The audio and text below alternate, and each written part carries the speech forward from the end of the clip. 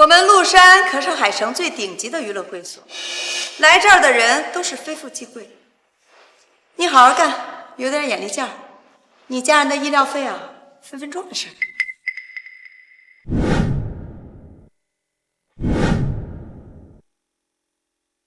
过两天再陪我飙一圈去啊！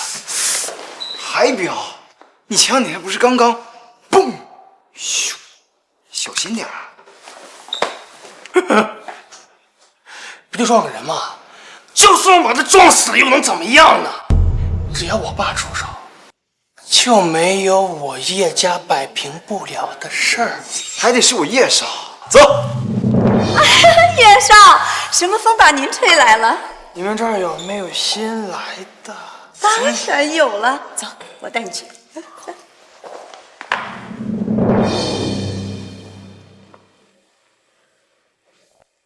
哎呦，面挺生啊，以前怎么没有见过？啊，他是新来的服务员，还上学呢，样子呆得很。上学？上学好啊。还愣着干什么？快点叫欣姐去。哎，小美人儿，我让你走了。叶少，这小姑娘她不是。哎，这怎么能有你说话的份儿啊？叶少，别生气嘛。我们店里新来了好几个，走，我带你去。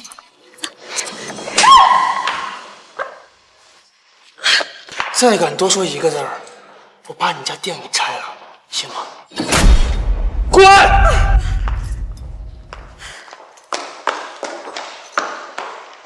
走吧。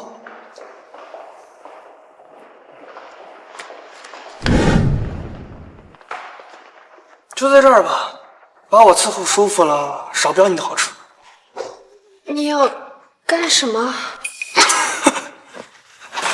你在装什么真情烈女呢？你来这儿不就是为了卖吗？好吧，怕我不给钱啊？我只是服务员，我不做其他的。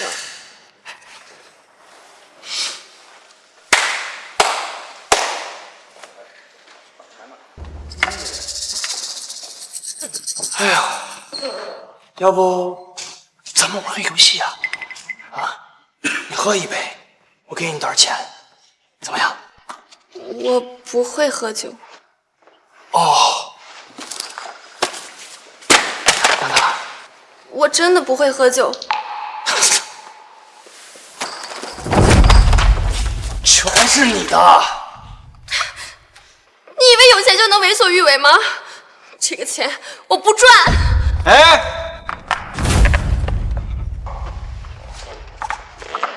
你说你不会喝酒是吧？过来。放开我！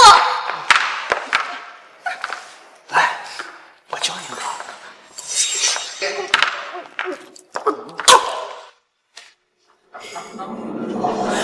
住手！放开我！赶紧！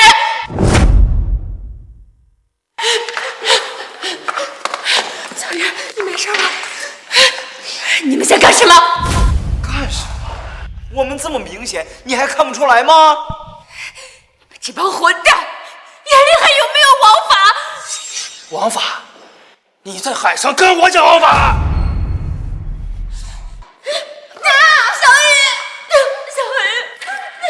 老大伯，你听好了，海城的王法他姓叶，叶家的叶。放开我！畜生，你会遭报应的！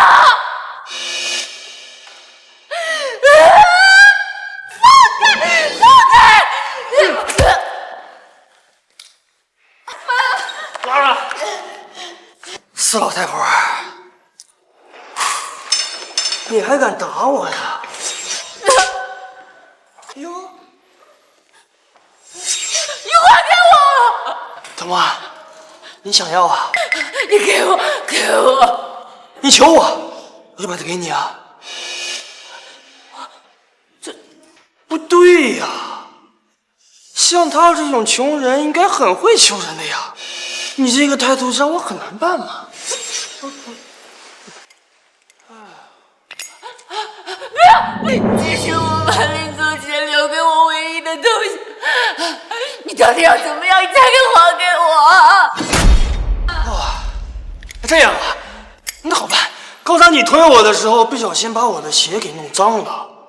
哎，你舔干净，就把它给你了。你们这些无赖，妈，别听他的。这是妈留给我最后的念想。好，我舔。不要，不要！哈哈哈哈哈哈！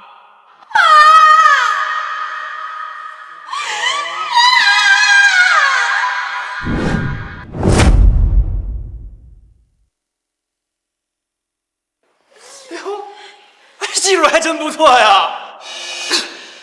现在你满意了吗？能把东西还给我了吗？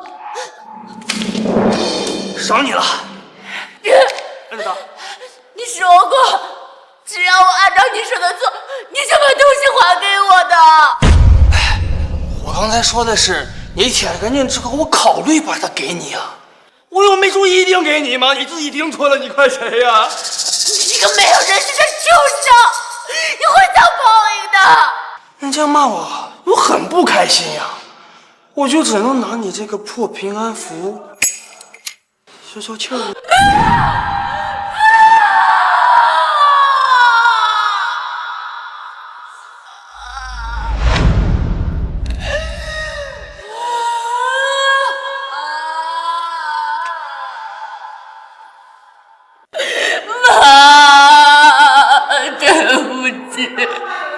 是我没有。看见了吗，叶少？穷人就这点眼界，一个破的护身符，哭得跟死了全家一样。畜生，你们会遭报应的。报应，那就是你们这些穷鬼的心理安慰罢了。就你这种出生在底层的牛马，生来就是命贱。我在这把你们全恨死了，只会赔一点钱罢了，一点屁事都没有啊！我跟你拼了！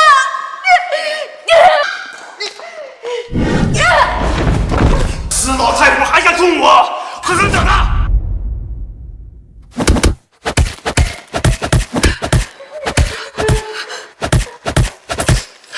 哥，你快来！有人在路上会所把咱妈给打了。贱人，你还敢打电话摇人是吧？救命啊！你好好看看别人，谁敢救你啊？在海城，老子就是天！老天爷，一辈子行善积德，只想努力的好好活下去。我们到底做错了什么？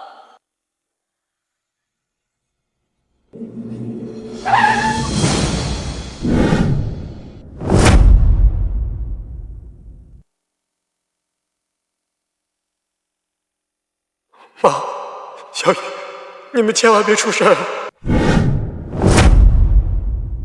小叶总，叶总交代过，让你在出庭前别惹事。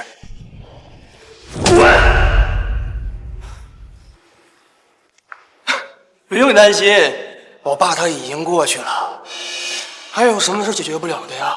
明天呀，就是走个过场罢了，怕什么呀？啊？要我说，叶少你肯定是被碰瓷儿了。不都说穷生奸计吗？像他们这种穷鬼，鬼心思最多了。说的没错，穷鬼就是他妈欠收拾。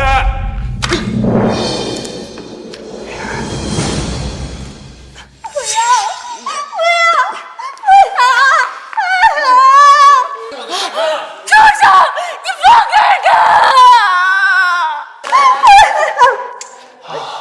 真香，真滑。你放开他！还是叶少会玩，就是少了点观众。不如咱们开直播吧。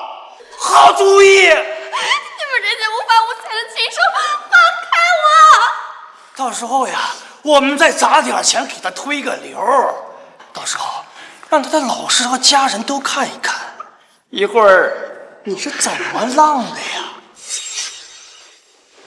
今天我就让你亲眼瞧瞧，我们啊是怎么当你面玩弄你女儿的。住手！放开我！我妈有心脏病！放开我！放开我！叶少，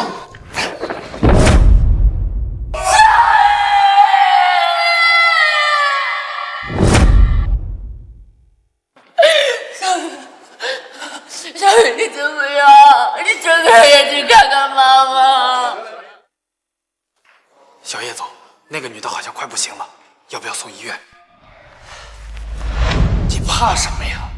到时候把他和前两天那个碰瓷鬼一块处理就好了嘛。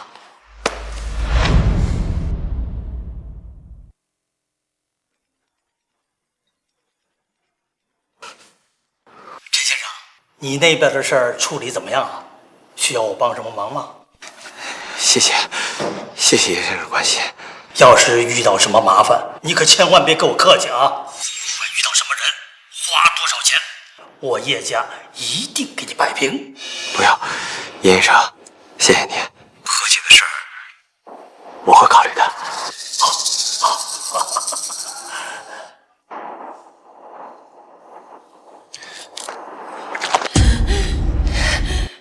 这帮畜生，小雨要是出事了，我做鬼都不会放过你们的！哦呦呦，我好怕哟！连爬都爬不起来的废物，我都要看看你是怎么不放过我的！你们这帮没有人性的畜生，我要报警！你也不出去打听打听，我们什么身份？真的以为有人会帮你出头吗？舆论的，网络的，就算你们再有钱，能堵住千万人的嘴吗？死动力断罪是不是？好，今天小爷我亲自就教教你怎么说话，让你知道什么该说，什么不该说。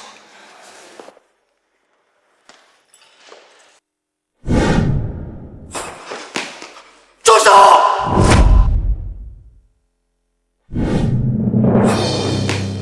住手！妈，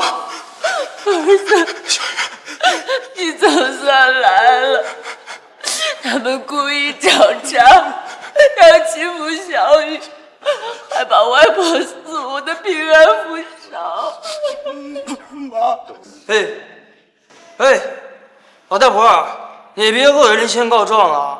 明明是你们母女俩先动的手，我是正当防卫。哎，你自己看，跟我有什么关系啊？妈，咱们先把小雨送到医院啊！哎，我说你们一家人都这么没有教养吗？你没听到我们叶少跟你们说话呢？是我错了，姐，求求你们放我一马，让我送我家人去医院啊！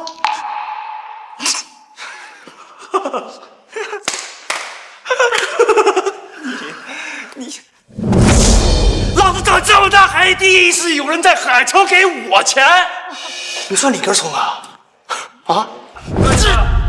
这放开我！你们再这样下去，我妹妹会没命的呀！放开！啊，想让我放过你们呀？可以呀。刚才这个老太婆把我的左脚给舔干净了，不凑巧，我的右脚又脏了。你给我舔干净，也就放了你们呀？你懂吗？你个不识抬举的东西！我们叶少可是海城首富叶春阳的独子，平日里多的是人想给我们叶少舔鞋。叶春阳独子，他就是撞我爸逃逸的人。是你，还敢瞪人？你知不知道，我们叶少随便动动一根手指，就能让你们全家在海城活不下去啊！孩子，好好教他怎么做人，让他知道海城谁是天。OK。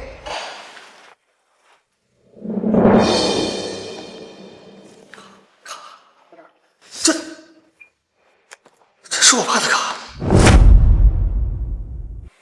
说，你从哪拿来我爸的卡？当然是你爸叶春阳亲手给我的了。你放屁！我爸可是海城的首富，怎么可能会跟你这种底层人士有交集呢？哎，叶少，这该不会是你爸偷摸搞出来的私生子吧？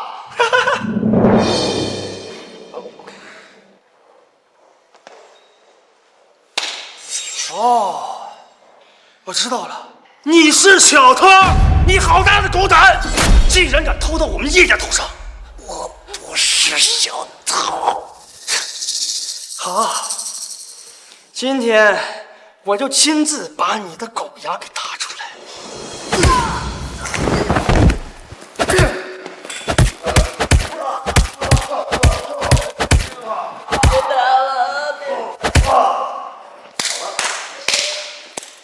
我向你保证，我一定好好管教他，让他诚心悔过，亲自向你道歉。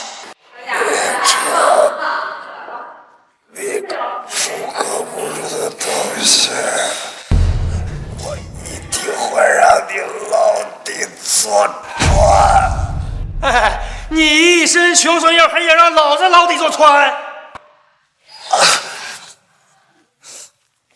我们是穷，但是你表面光鲜亮丽，是引以为傲的首富之子，但实际上你就是一个肇事逃逸的瓦里卡。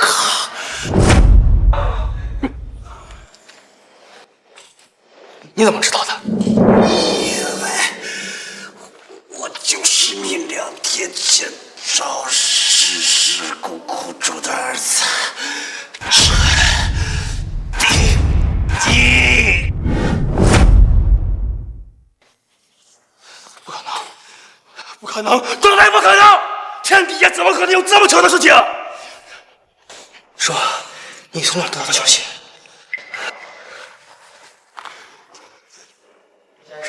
喂，爸，事情都解决了。真的吗？他们同意和解了？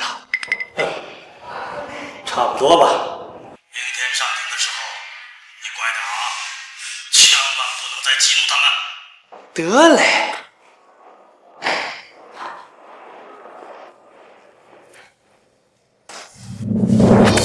你这个冒犯我说，从哪儿得来的消息，还敢碰瓷老子？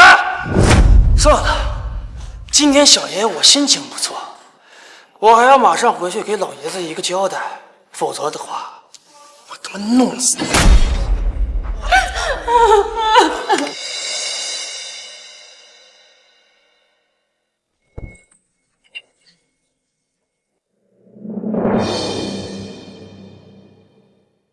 医生，我妹妹怎么样？已经度过危险期了，只不过病人头部受到过猛烈的撞击，又没有得到及时的治疗，这醒来之后很可能会失明。我求求你了，我女儿是没出生，我求求你救救她，能不能看不见啊？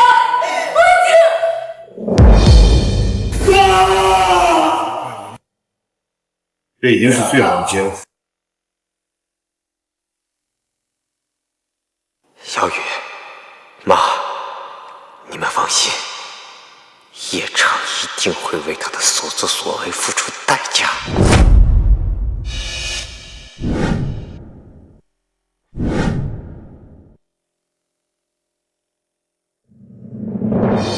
叶总，今天各大媒体都会来，说陈定一真的会和解吗？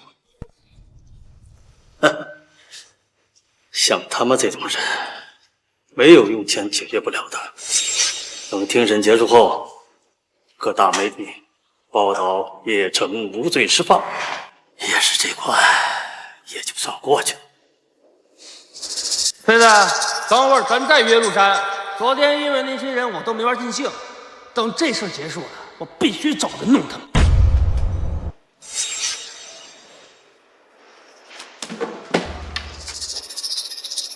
徐律师，放轻松点儿，毕竟今天来就是走个过场而已。哎，对了，一会儿结束了，要不要跟我一起去麓山会所消遣消遣？虽然叶先生已经告诉过我你是无辜的，但原告很有可能反水，这是我的工作，还请小叶总能够尊重我一下。又是一个胆小怕事的穷骚货，给脸不要脸！老子以后有机会一定说服你。原告来了。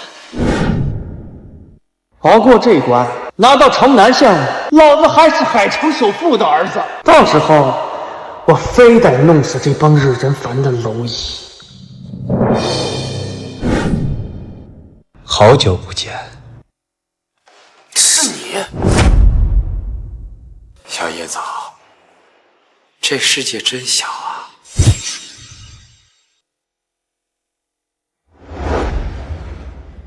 居然真是这小子，他妈的点真背！哈哈哈哈！陈先生，太好了，咱们又见面了。这小子怎么回事？电话里还好好的，怎么突然变了态度？陈先生，这大庭广众之下的，咱们之前不是聊得挺好的吗？今天你只要答应和解，结束之后，我再加300万，现金支票都可以。叶先生，像你们这些人，是不是以为掏钱了就能解决一切事啊？哎呀，陈先生，误会了，不是买，是赔偿，300万不够，你再说个数，我今天一定给你。好啊，叶春阳，你和叶城不愧是亲父子，连拿钱砸人嘴里都如出一辙。但是，我陈定一不稀罕。小兔崽子，你是不是又干了什么？妈的！你个怂货，现在知道怕了是不是？你知不知道，你今天这破事要是解决不了，也是会跟着一块完蛋。快说，到底是怎么招惹陈定一了？爸，昨天我在麓山会所跟他妹玩了一把。还他妈干了什么？快说！还把他全家给打了。哎呦我去！你个畜生！老子叱咤风云大半辈子，怎么就生出了你这坨烂泥？陈先生，我有罪，生了一个这么猪狗不如的东西，我认他认法，只求你能按照咱们之前商量好的和解，只求你放他一次就一次。300万不够，你说个数，我还能继续翻倍。叶春阳，钱不是万能的，钱买不回人命，也买不回你儿子的良心。好，钱没用，那我就给你公道。只要你答应，我就让叶城在你们全家面前跪下认罪磕头，直到磕到你们满意为止。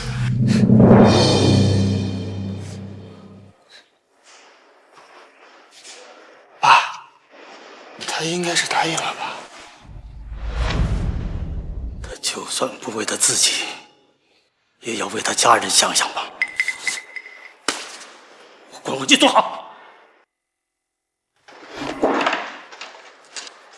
紧着点皮，别再惹毛陈定一。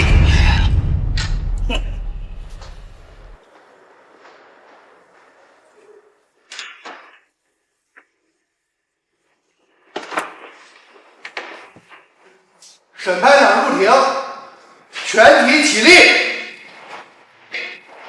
现在开庭。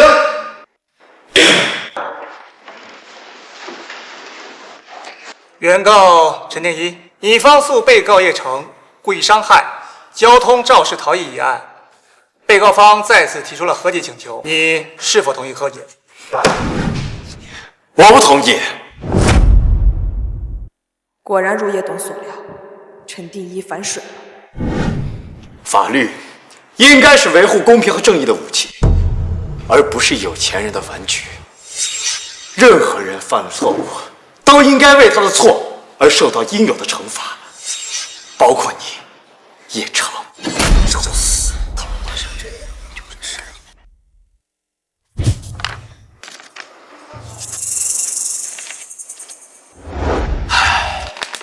徐律师啊，这叶成他是无辜的呀，是陈望山他突然冲出马路，他来不及刹车才撞上的。也是现在正处在风口浪尖上，我是不想多生事端，这才主动找陈家人求和的。叶先生，既然达成了和解，为什么您还……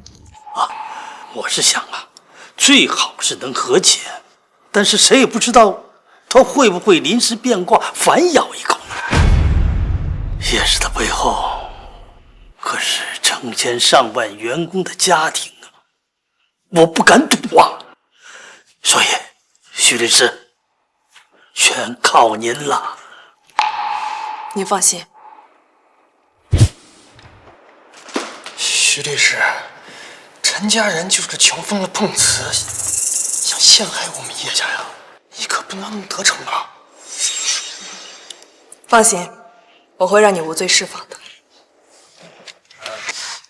徐律师出手从未有败绩，由他坐镇，原告八成是水书啊！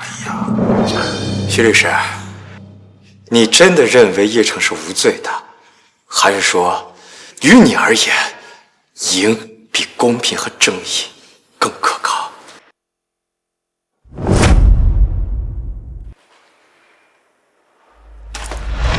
徐律师，你可不能被陈定一给骗了呀！他就是看我们家有钱，所以想借他爸这个事儿狠狠地讹我们一笔呀。像这种奸诈的权贵，我见多了。陈先生，法庭是讲证据的地方，你利用公众同情和煽动对立情绪来掩盖你方证据不足，甚至捏造事实本质，这才是真正的歪门邪道。你应该把心思放在举证本身上。何律师，继续吧。我方要求调用1号证据，陈望山的验伤报告。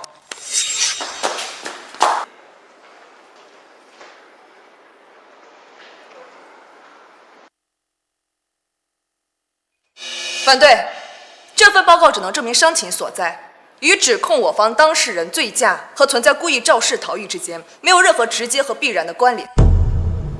法官大人，这很有可能是原告在利用自己的伤情，不正当博取同情的手段。说的对呀，法官，各位，你们都看到了吧？陈定一啊，就是看我爸有钱，所以啊，他故意往我身上泼脏水，为了就是碰瓷儿呀。还有，那天晚上明明是他爸自己冲出来了，还怪在我头上。依我所看，我有理由怀疑，就是他们一家人一起合谋弄出来的奸计，故意就是穷疯了。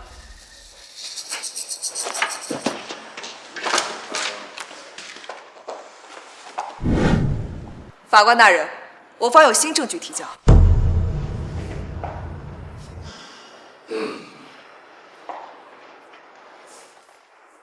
法官大人，原告至此都没有提供任何直接证据，能够证明我方当事人存在醉驾或存在故意肇事逃逸的行为。我将保留为我方当事人申诉无罪释放的权利。目前所有的指控都是基于原告单方面情绪化的输出，而我方有明确证据。事发当晚，我方当事人酒精检测结果为阴性，而根据行车记录仪显示，我方当事人车速仅为30码，完全符合该路段的限速规定。这足以证明我方当事人的清白，反衬原告指控的荒谬。陈定一，既然你这么清高，看不上我叶家的钱，就别怪我心狠手辣。小慈儿啊，我知道你家里负担重，心里难受，急需用钱，但你也不能走歪路啊！不是这样的，我没有说谎，都是叶城，叶城他醉酒飙车撞飞我爸，还见死不救，我爸现在还在重症监护室里，生不如死。这一切都是叶城故意造成的。你血口喷人！法官，他诽谤，他在诽谤！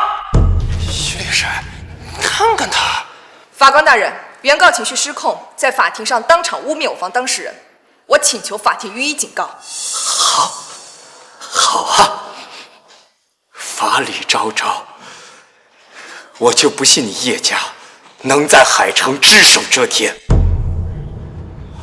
法官大人，我申请调取事故路段2天前晚上11点到12点之间的监控视频。准许调取。系统显示，该时段路段的监控视频数据损坏。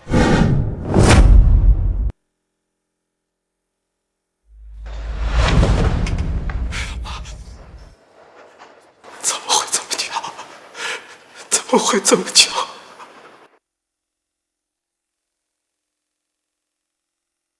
叶董，这个陈定一看来是没有后招了，咱们要不要利用舆论再推他一把？既然他不识抬举，就踩死他。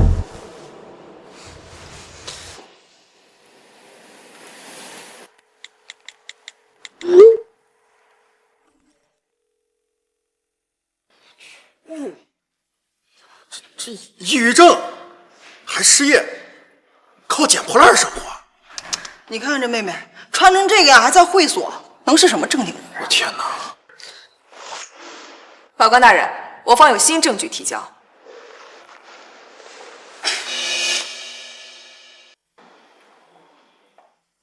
据报告显示，陈旺生的妻子许秀欣1年前患上喉癌，陈家人因医疗支出频繁外借，外债高达32万元，这足以超过他们家的偿还能力。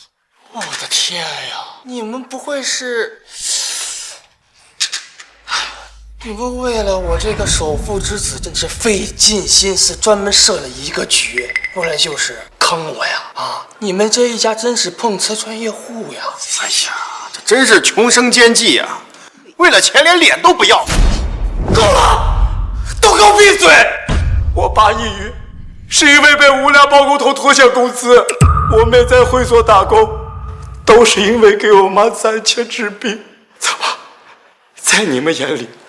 穷就是原罪，穷就该被泼冷水，穷就不应该讨一个公道吗？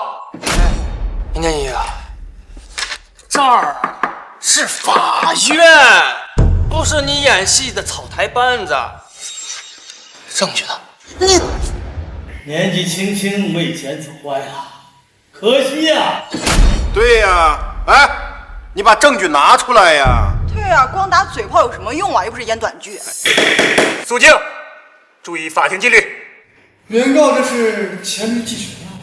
哎，林天一，怎么没声了呀？你刚才不是一直在叭叭叭叭叭叭个没完吗？啊，继续啊！原告方，你们还有没有什么证据要提交？法官大人，我们申请传唤新证人。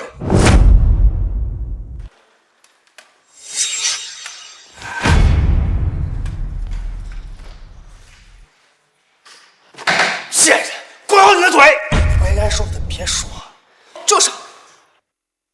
叶先生，这是在法庭。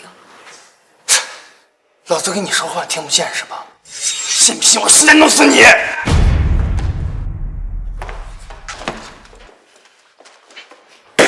被告叶成，注意你的言行，再敢咆哮威胁证人，本庭将视你为藐视法庭。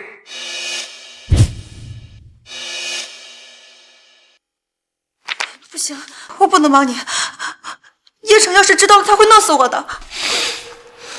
梁雪，你真的要屈服于叶城那个恶魔吗？他今天敢把你灌醉拖下牢，那明天呢？据我所知，你有个妹妹才19岁吧？你就不怕叶城哪天把你玩腻了，换他？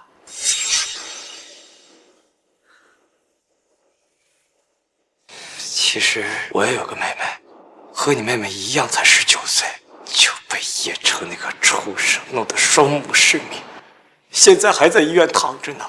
总之，我一定要把叶城送进监狱。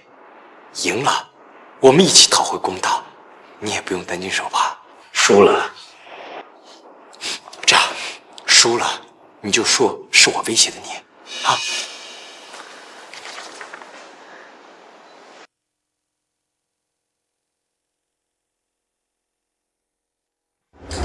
法官大人，事发当时我就在叶城的副驾驶，我亲眼看见，就是他撞死了人。当时他喝了很多酒，一直超速闯红灯。我当时劝他，在他撞了人的时候，我劝他下车看看，他不肯，他还说那就是个捡破烂的，他趴在地上装死呢。这话是什么意思？我不敢再劝他，就只能眼睁睁地看着他肇事逃逸。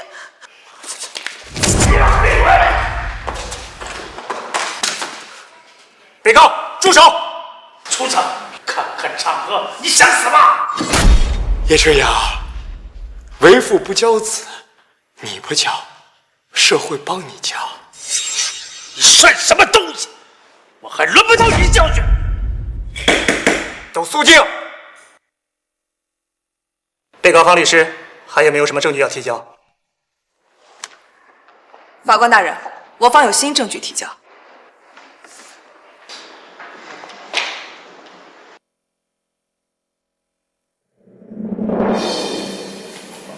法官大人，原告证人林小雪曾有多次盗窃和犯罪的前科，我方合理怀疑她证言的可信性。徐律的意思是，这个林小雪伙同陈定一一起作伪证，敲诈叶家。哇，诈骗犯当证人，这戏码绝了！我没有撒谎，我没有，你们不要判我，不要判我！法官，由此可见，这个女的就是一个不折不扣的臭小偷，和陈定一一起就是诬陷我的清白呀！她的鬼话不能信。法官大人，这个贱人偷拿我手机转账被抓，摔下楼就是报应。可他就说是我给他推下去的，从此就怀恨在心，所以和陈定一一起合伙起来就是诬陷诬告我。你骗人！明明就是你故意灌醉我，推我下的牢。哦，证据呢？我姓叶，海城的叶，谁会相信你一个外围你说的话呀？啊？这话是什么意思？肃静！鉴于证人林小雪存在重大诚信瑕疵，证词不予采信。法官大人，我方还有关键证据要补充。叶春阳先生曾向原告提出要私下和解，原告接受了我方的赔偿款，却在法庭临时反水。根据原告的背景及其种种表现，我方足以怀疑原告这是在借此敲诈。小翠儿啊，作为长辈，我不能看你越走越歪呀！法官大人，我这里有一段录音，可以证明原告有敲诈意图。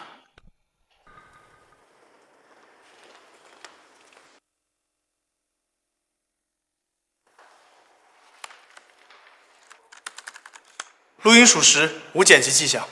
准予播放。叶先生，你也不想你儿子背个罪犯的名声吧？钱给够，我保证他清清白白。假的，这些都是人爱合成的，我没有说过这样的话。我真的没有说过这样的话。原告，如果没有新证据提出，本庭将宣判。等死吧，垃圾！他笑什么呀？难道是因为知道自己要输官司，所以要气疯了？叶成，今天我就让你看看，什么叫做法网恢恢，疏而不漏。法官大人，我有新的证据提交。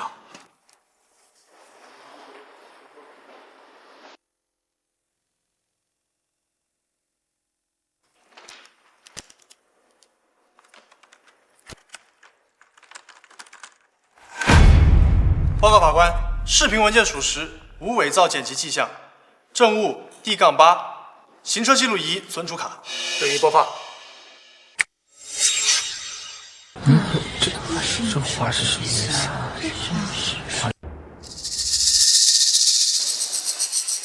叶朝，任你岳家权势滔天，能买通人毁掉所有路面的监控视频，却买不了老天开眼。你没想到吧？你的所作所为都被事发路段对面汽车的行车记录仪所拍到。假的！这视频是假的，是伪造的！法官大人，他伪造视频！徐律师，你帮我说说吧，视频假的，你说。妈的，我爹白给你那么多钱了是吗？养条狗都比你有用！法官大人，铁证如山，被告叶成触犯刑法第133条，蓄意酒驾，肇事逃逸，致我当事人父亲陈望山先生重伤，且态度恶劣，毁灭关键证据，当庭恐吓证人，妨害司法公正。我方建议数罪并罚，顶格重判。我被叶家人骗了。说话呀！说话呀！发什么呆呀？快他妈救老子呀！陈天一，人要留一线，那是对人。你们还是人吗？法官大人，我要求追加诉讼。这小叶总坐牢都是板上钉钉的事了，这陈定一还要提告，不会是想把他定死吧？法官大人，我要求追加诉讼。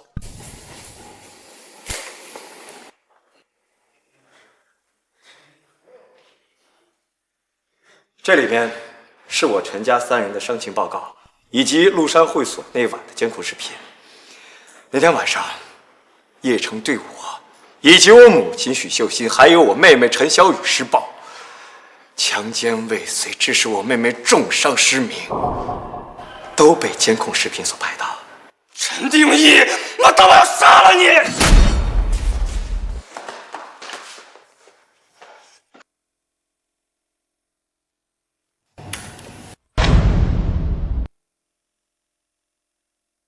法官大人，我要告他叶成强奸未遂，以及蓄意伤人。爸，我不能坐牢，我还小，你快救我呀！快救我呀！被告方辩护人是否补充证据？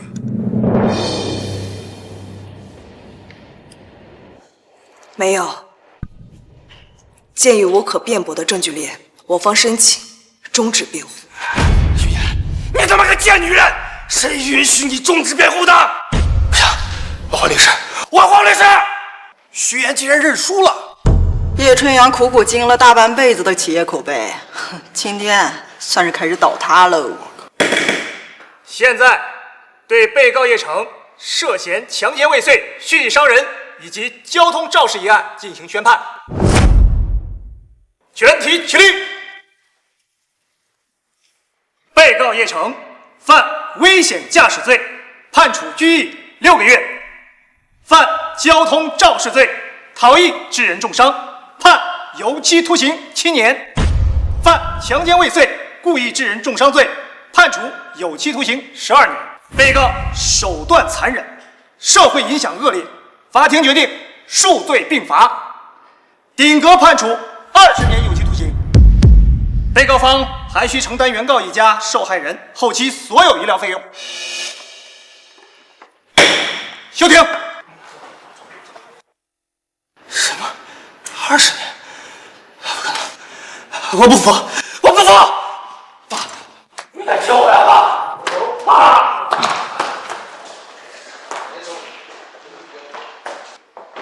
陈定一，徐岩，这事儿没完，你给我等着！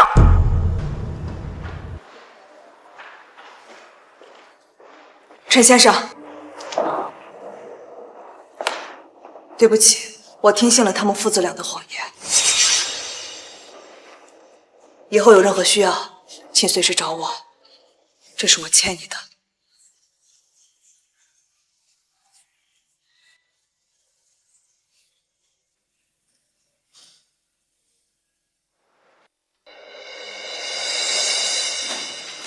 妈，妈，我们赢了，叶城那个畜生被判了20年啊！好啊，苍天有眼的。小哥也在，给你们说2个好消息啊！你爸跟小雨的生命体征已经稳定了，他们已经度过了最危险的时候。然后呢，等小雨身体恢复之后，有很大概率能让他重见光明。儿啊，你听见了吗？小雨他不会瞎了，你爸也没事了。妈不是在做梦吧？妈，你没听错，你不是在做梦，我们家终于熬过这关了。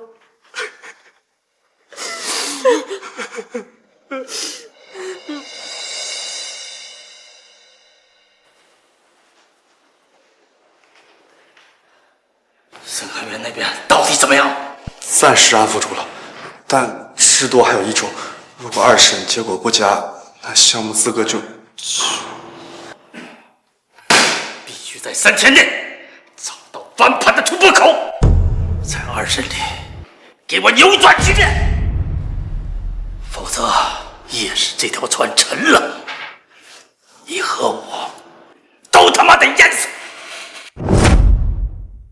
叶董，陈定一家油盐不进，骨头太硬，再硬的骨头也有缝。陈定一那边你啃不动，就从他的朋友和亲戚里下手。哼，我信就没人对叶家的钱和势力不动心。有缝，叶董。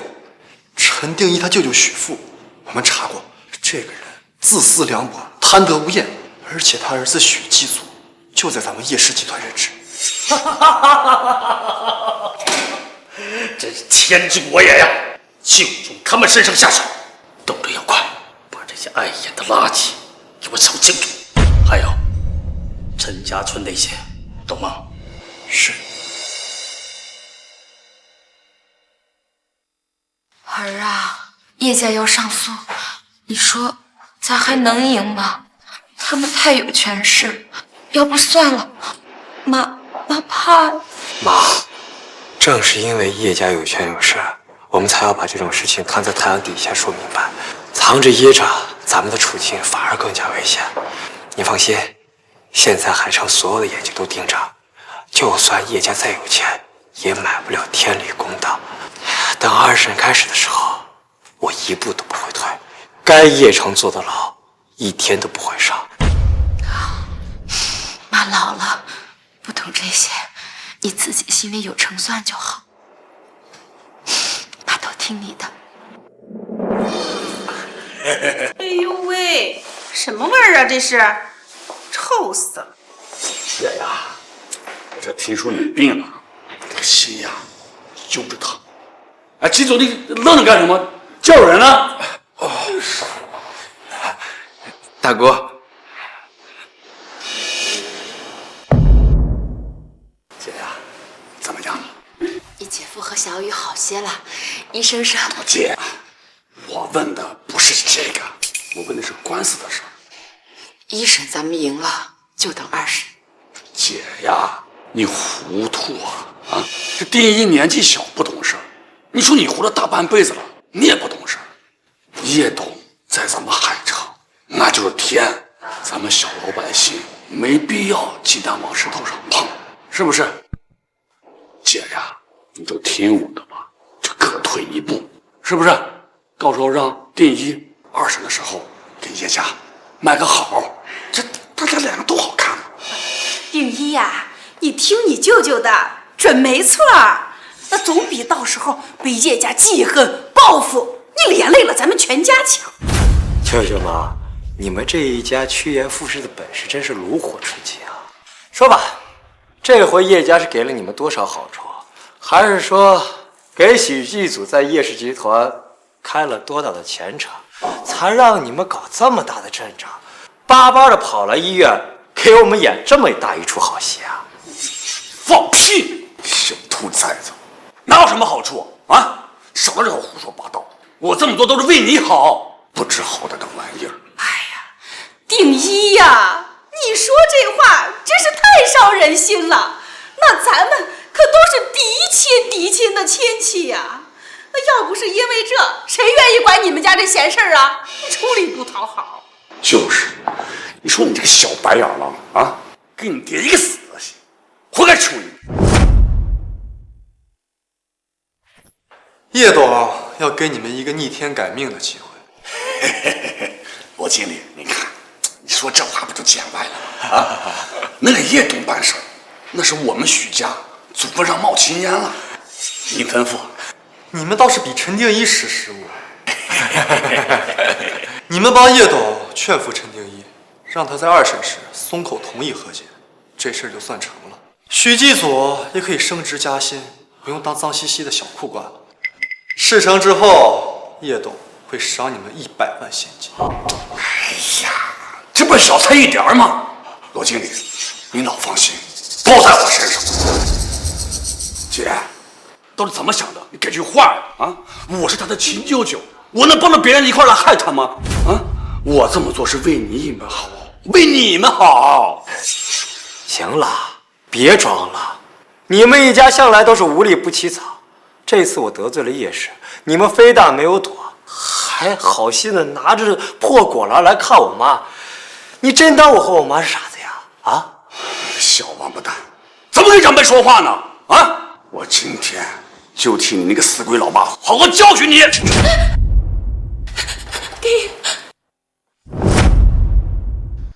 这巴掌比叶城打我妈打我妹的轻多了。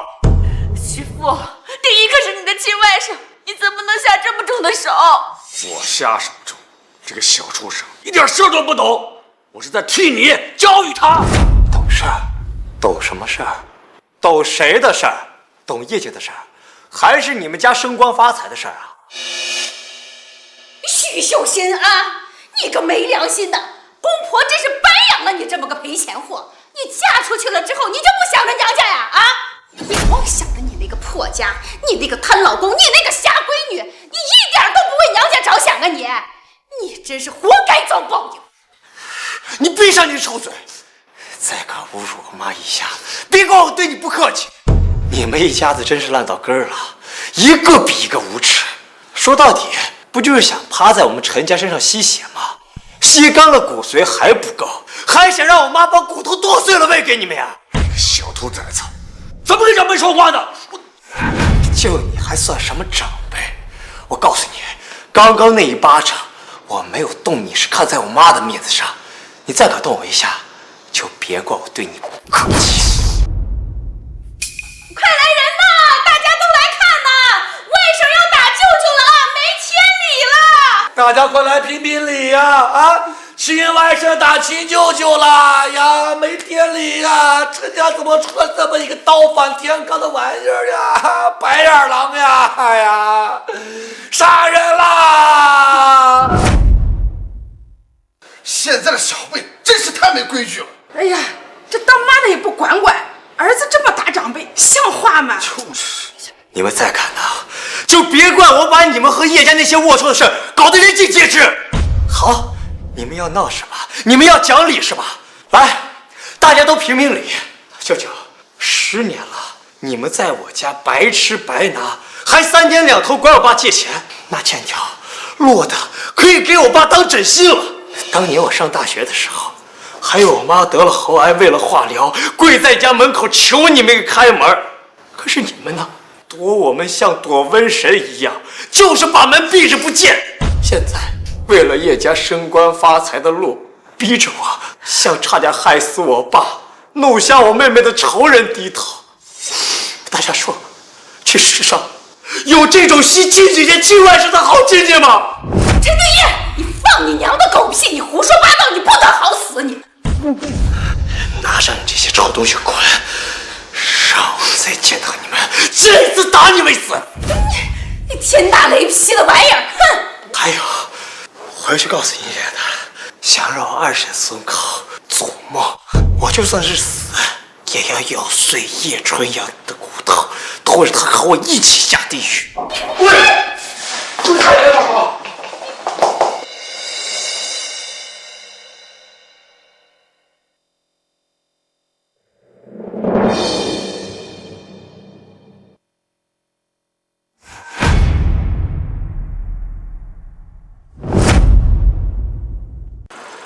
老小子，你之前怎么信誓旦旦给我保证来着？罗经理，叶董，我冤枉呢啊！这事啊可真不赖我。陈定一那小王八蛋跟他的蠢爹一样，属驴的，油盐不进。哎，还有我那个大姐，仗着背后有他跟程瑶啊，居然敢跟我翻脸。这个二婶呀，想让他们改口，难，太难了。再加100万。动动你的猪脑子，使点手段，让他去不了法庭，不就一了百了了？更省事儿。明白，这还是罗经理高见啊！放心，这事儿我一定办成功啊！就到时候您二位别忘了答应我。滚吧，事成之后少不了你。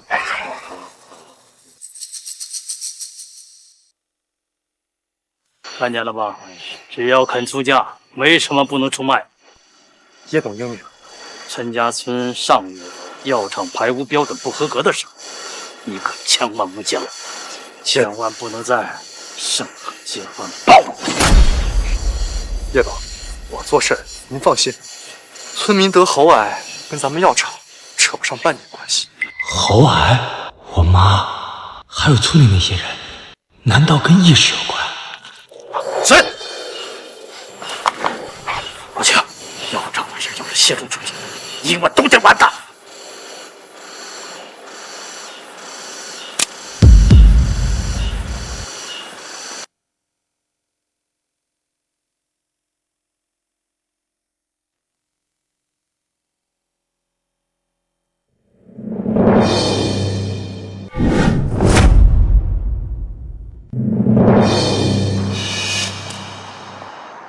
人呢？插翅膀飞了。叶董，应该不是人，是流浪猫。这附近医院没有围墙，很多流浪猫狗。应该。老庆，药厂的事有多机密，不用让我再提醒你吧。我要的是确定，不是应该。叶董，我现在去查。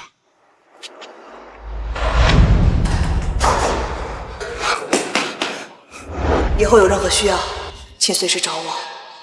这是我欠你的。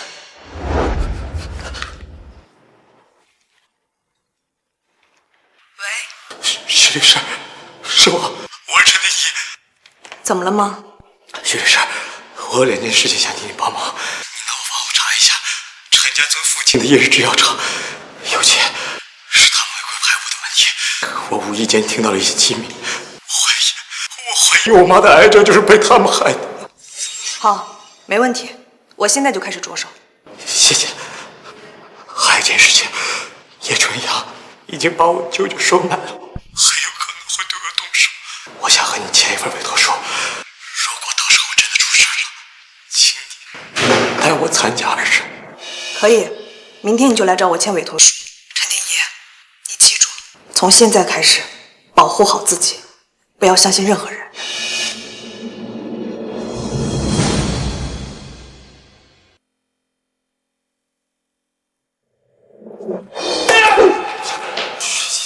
你怎么疯了？扣款老子当够了，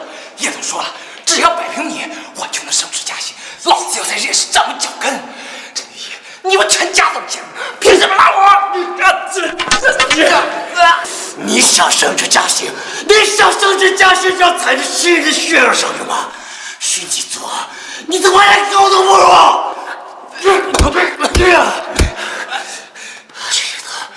你们家喜欢给叶家当狗，你们知道。想再让我们家当垫脚石，你做梦！小兔崽子，谁给你胆量敢打我儿子？哎！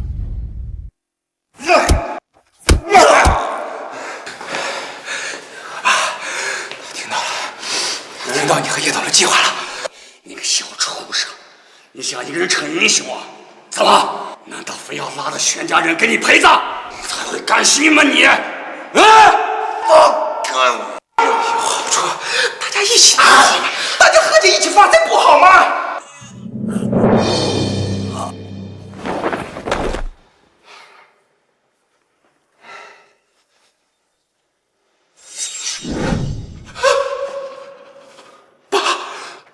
他死了。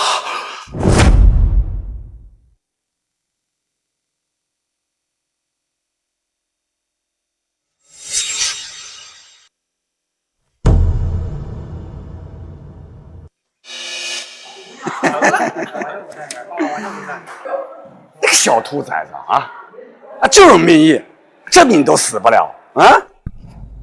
既然醒了，就给我老实点啊！等二审完了以后，我自然会放你出去。别挣扎，少受点皮肉之苦。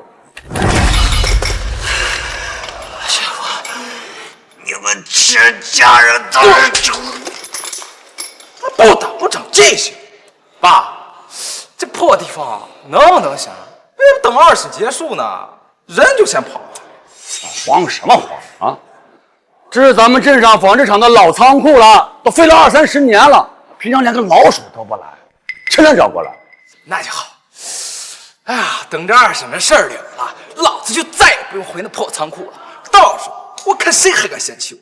那些相亲的拜金女都得赶着巴结我。等咱们拿到那叶家的200万，哎，回去把车子房子全换了，咱们也能好好享受享受，是不是？啊，等小叶总放出来了，我估计你们陈家也就活到头了。到时候我把陈小雨卖了，还能再赚笔彩礼钱。生气呀，他就是个赔钱货。那你们家给我们家找那么多麻烦，赔偿不天经地义吗？哎呦，只可惜他是个瞎子，不然凭他那张脸，还能卖更多的钱呢。哇，真是倒胃口！爸，咱们回去吧。我看着这陈定一我就恶心。呸！什么东西？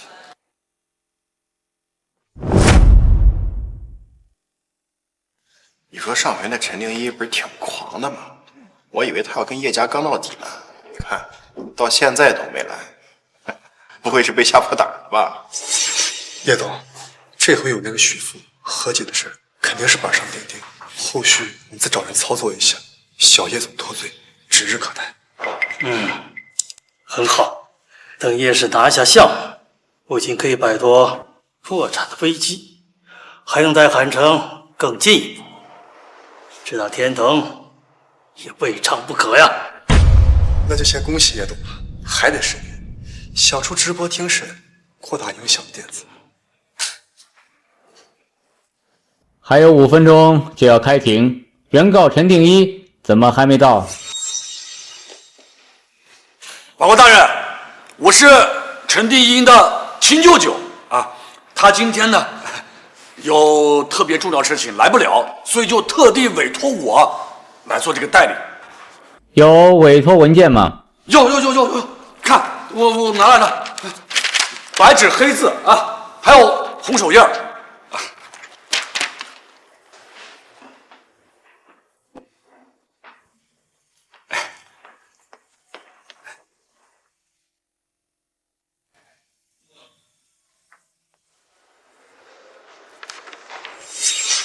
委托书形式要件符合。法法官大人，你放心，我一定好好做这个代理。叶董，等会儿我上去以后，我说的头一句话就是：咱们和解啊！我保证小叶总立马就能释放。行了，管住你的嘴，做好你该做的。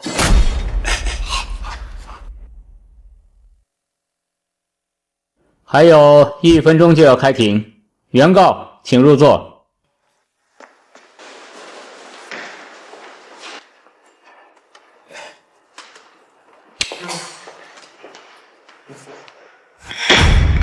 现在开庭，原告代理人徐富，你方是否愿意接受叶城提出的和解协议？同意，同意和解。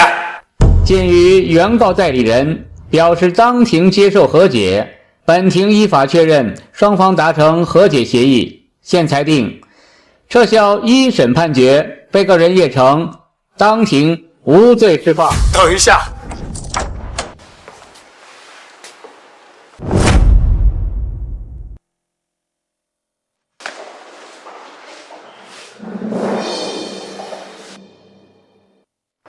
你怎么来了？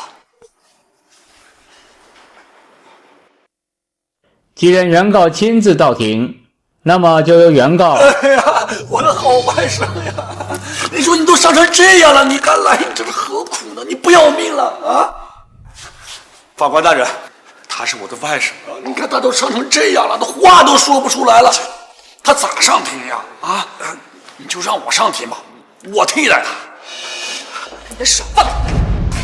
一边去！告诉你，就是你这个黑心的律师，撺掇我外甥，想害死你全家。你，我什么我？小家伙，告诉你，我背后站的可是叶家，你秘密不怕，你跟懂吗？这才乖嘛！青年大老爷爷，你看我这个外甥呀，他伤得太重了啊，这多可怜呐！他实在是出不了庭了，我来，我同意和解啊！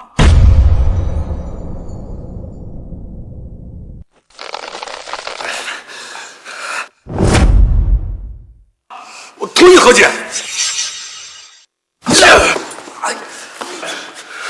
许父，你们许真是骨头软，愿意给人跪下当狗，但是我陈定一不愿意，我就不信了。这海城这么大的地，就没有我一个讨公道的地方。法官大人，我虽有伤在身，但精神状态良好，神志清楚，完全具备诉讼能力。现申请以原告的身份继续参与庭审，还望您准许。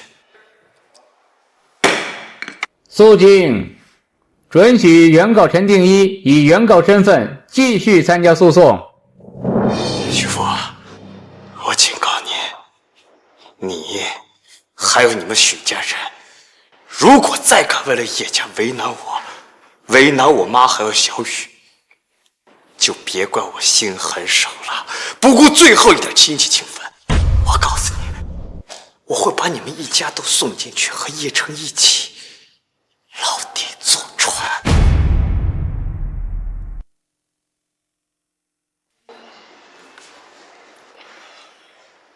无关人员回到旁听席。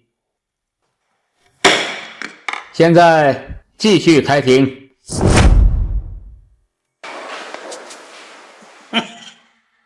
废物，点小事都办砸了，也是养条狗，都比你们父亲有用的多。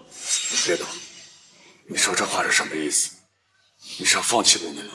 叶董，我和季总忙活了这么久，没有功劳也有苦劳呀，你不能滚个拆脚呀！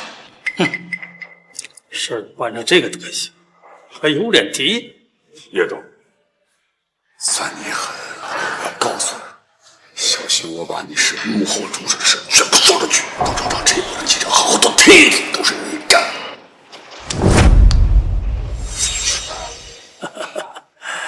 再闹，今晚就让你全家在海城彻底消失，你懂吗？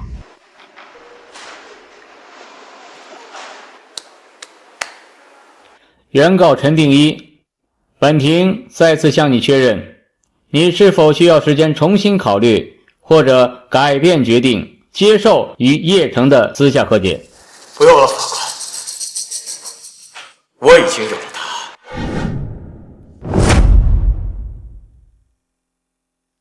法官大人，我的决定不会改变，我绝不接受任何形式的私下和解，请法庭坚持原判。为了我，也为了被叶城所害的人，讨回一个公道。陈定一，你这么想死是不是？给脸不要脸，我他妈弄死你！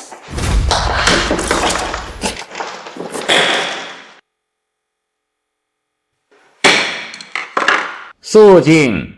被告人叶城，本庭警告你，若再扰乱法庭秩序，公然咆哮威胁，本庭立即以蔑视法庭罪对你实行强制措施，并加以重罚。冷静。陈定一，你等着，你啊，死定了。被告律师，本庭询问你方是否有新的证据提交。法官大人，鉴于我方当事人叶城先生刚刚表现出的极度异常、无法自控的情绪状态，以及其最近的不合理行为，我作为他的代理律师，出于职业责任和对当事人的权益保护，我方不得不向法庭提出一个申请。我申请法庭对我方当事人进行精神鉴定。我方完全有理由怀疑叶城先生目前精神状态可能不具备自主刑事责任能力，甚至影响其之前事情的责任认定。为了法庭的公正，我恳请法庭暂时休庭，待专业机构完成对叶城先生的精神鉴定，再行开庭。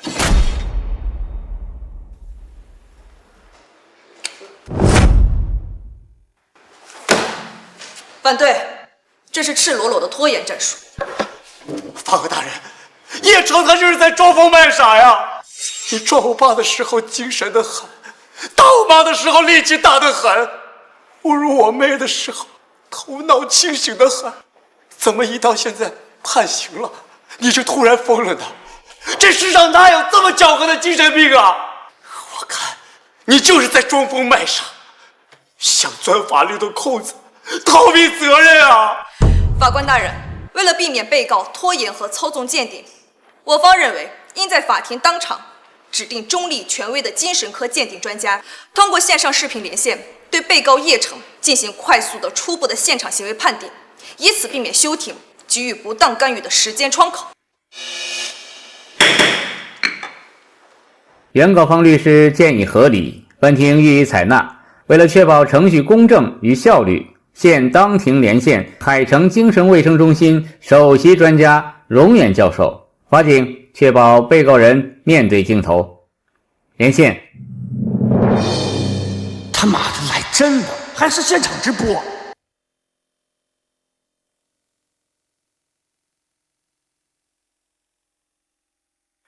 法官好，我是荣远，请将被告放置镜头中央。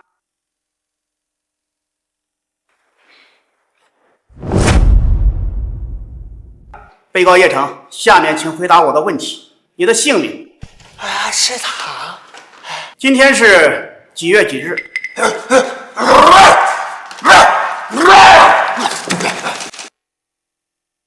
法官大人，基于被告目前的反应，我怀疑他存在急性精神障碍的可能性。初步观察，其情况不符合受审能力要求。为了更精确评估其责任能力，我建议终止庭审，将被告移送至我院进行司法精神鉴定。法官大人，荣远教授的意见已经非常明确。为了程序正义，保证被告人的合法权益，我方恳请法庭立即庭审，待鉴定完成后再进行法律程序。鉴于专家初步评估意见以及被告人的表现，本庭认为，请等一下。法官大人，我有新证据提交。这话是什么意思？这些证据足够证明被告人叶城此时此刻的疯狂，就是一场精心策划、彻头彻尾的伪装。是他和他背后的人意图利用司法精神鉴定程序拖延审判、逃避法律制裁而进行的一场拙劣表演。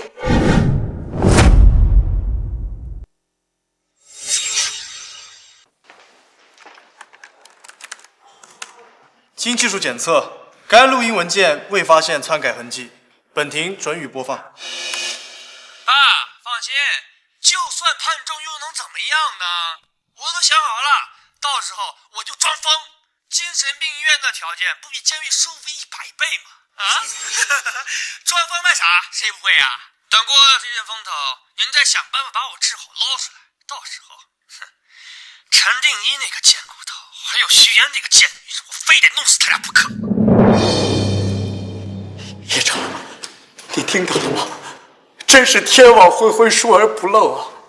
你机关算尽，装疯卖傻，到后来还是因为你的狂傲，因为你引以为傲的权势和金钱，让你走入死局，你跑不了了。法官大人，正如录音内容所呈现的，被告人叶城所谓的精神崩溃，正是一场精心策划、意图欺骗法庭、妨碍司法公正的一场拙劣表演。他的行为已构成了藐视法庭。我方恳请法庭在原有指控基础上，立即追究叶城藐视法庭、妨碍司法公正的罪责，并予以严惩，以尽效尤，捍卫法律尊严。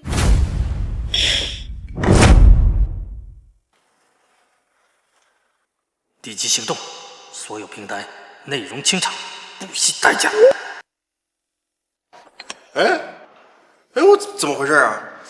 直播断了呀！我发的也全部被删了。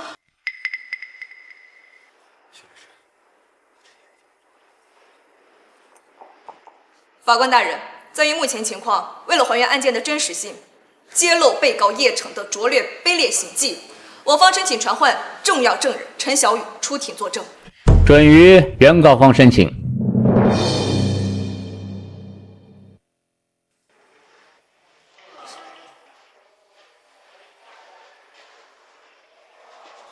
证人陈小雨，请你把当晚的经历说一下，如实陈述即可。那晚是我第一次去庐山会所当兼职服务员，叶城他们一群人把我堵在大厅门口，不让我走，然后还逼我喝酒，逼我陪他们。小美人儿，我让你怎么了？叶城摸我，撕我衣服，还打我妈妈。我反抗过，但是他们说我是卖的。我咬了叶城之后，他把我甩到了地上，我头撞了上去，醒来就什么也看不见了。放屁！你死瞎子在这胡说八道什么呀？法官，他撒谎，明明是他自己穿的骚啊，低胸短裙儿，露着2条大白腿大在大厅上晃，不就是为了钓凯子吗？装你妈的青春玉女啊！我是可怜他，给了点钱，可没想到，他呀拿了钱觉得钱少，反倒咬我一口。像这种出来卖的女人说的话呀，压根儿就不能信。一个巴掌拍不响，这女的肯定有问题啊，不然谁穿成这样在大街上晃啊？我没有。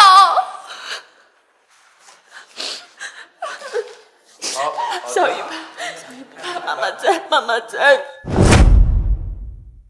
法官大人，鉴于证人陈小雨目前情绪激动失控，其证词陈述过程明显受其巨大情绪干扰，我方完全有理由怀疑其证词内容受原告陈定一和其监护律师徐岩事前诱导。你放屁！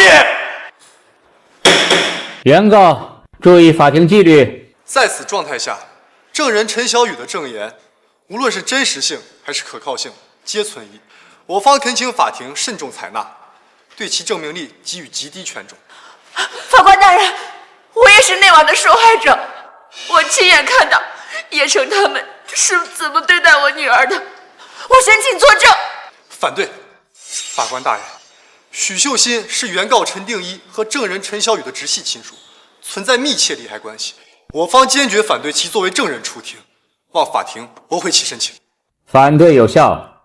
回归事件核心，关于庐山会所发生的不幸事件，根据我方掌控的资料及视频证明显示，一审的视频证据存在错位拍摄的可能性，其真正实施不当行为的，可能是我方当事人的朋友崔景及其保镖。我方当事人叶成先生，可能更多是出于一种被动卷入，甚至可能是被崔景等人胁迫，其参与过程受到极大的夸张，望法庭明审。混账！你要是被叶城拖下水，吃了官司，老子就当没你这个儿子。我作证，法官大人，我要指认，这一切都是叶城指使的，我是无辜的，这一切都是他指使的。陈定英是他带人打的，侮辱陈小雨也是他下的命令，他是主谋，我是无辜的呀。崔景，你他妈想死是不是？我他妈弄死你！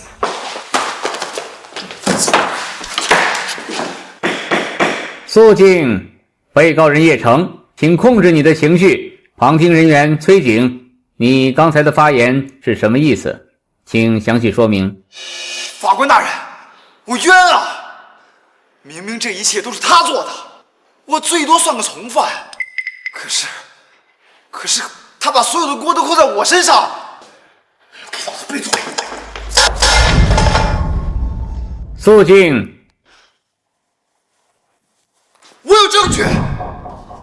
之前，叶城他爹叶春阳为了让我闭嘴，给了我一大笔封口费，手机里有转账记录。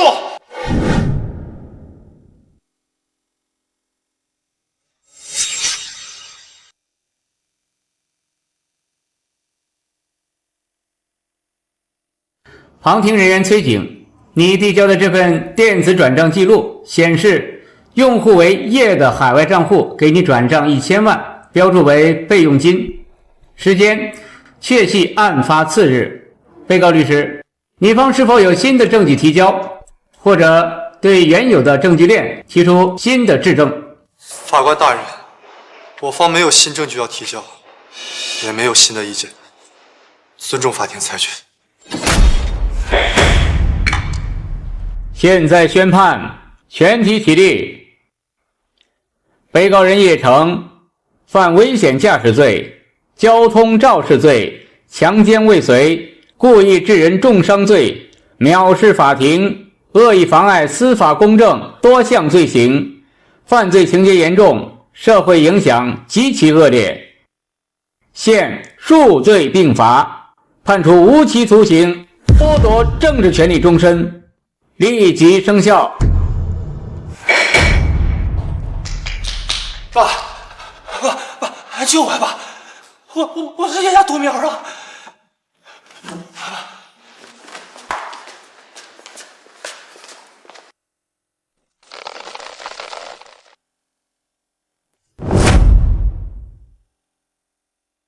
叶董，小叶总的官司细节被爆了，开盘2个小时，我们的股价已经暴跌53%。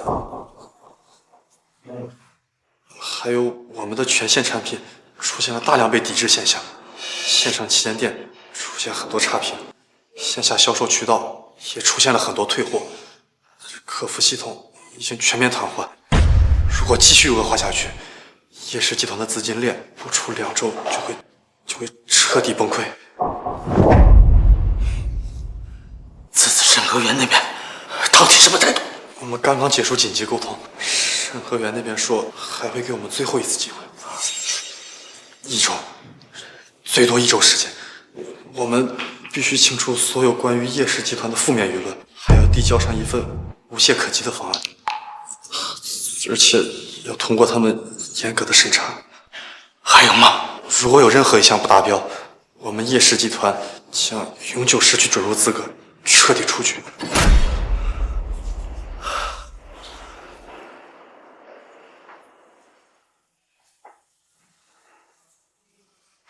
老秦，我要你不惜一切代价保住这个机会，给我彻底清除所所有权，包括任何人、任何事。我明白，叶董。伯母，徐律师，你怎么来了？哎呀，来就来了，还带这么多东西。伯母，我最近没什么事儿，就过来看看您和定一。徐律师，你有心了，我这身体还是老样子。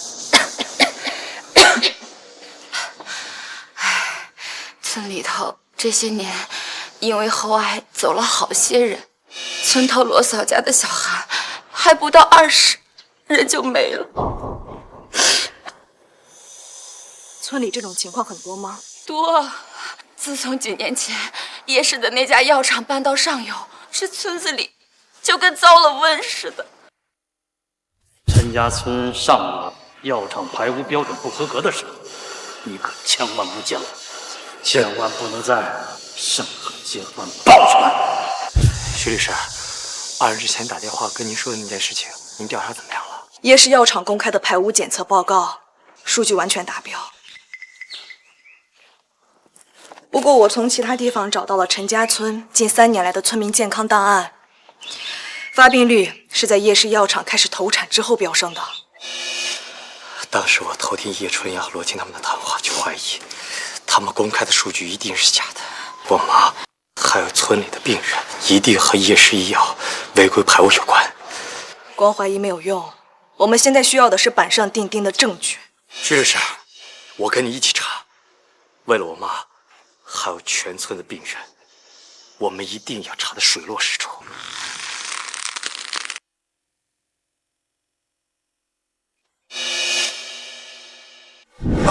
还有，许父报信说许岩跟陈宁一正在秘密调查咱们医院，想收集证据告我们。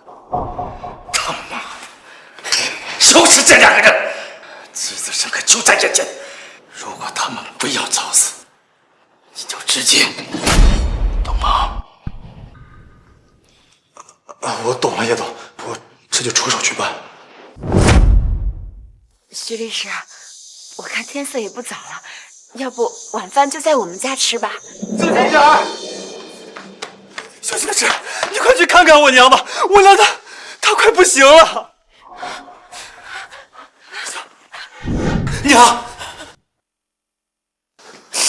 阿芳，我来了。谢谢你姐。我这不行，帮我看顾好阿强。你放心，阿强以后也是我儿子。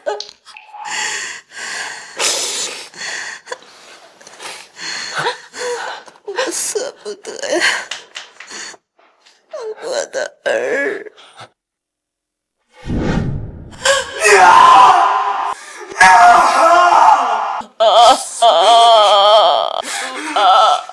徐律师，王婶从小看着我长大，如今也被夜市药厂害死了。再这样下去，全村的乡亲们都要死绝了。我恨不得杀了叶春阳那个畜生。丁一，你冷静一点，只有我们找到证据，才能扳倒整个夜市药厂和叶春阳，救下整个陈家村。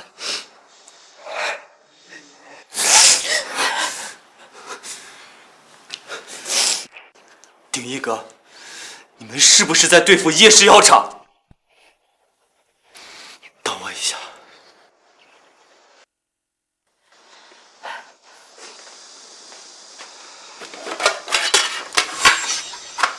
我之前在药厂里打过零工，这是我偷偷藏起来的。药厂里排出的水，还有排水管附近的土。之前我害怕，就一直没敢拿出来。对不起，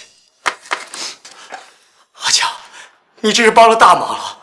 有了这些，我们一定会为王婶还有全村的乡亲们报仇，让叶春阳绳之于法。这一次，就让我们一起把叶春阳这个毒瘤彻底连根拔起。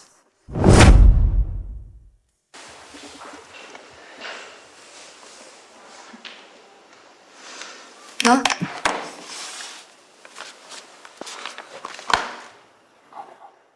钞票27倍，好一个叶氏药厂，好一个叶春阳，真是让他死1万次都不够。铁证如山，叶氏集团和叶春阳一个都跑不掉。这一次，我们不仅要关掉叶氏药厂，还要让叶春阳以及他的叶氏集团吐出所有不义之财，让每一户受害的村民们得到应有的赔偿，1分都不能少。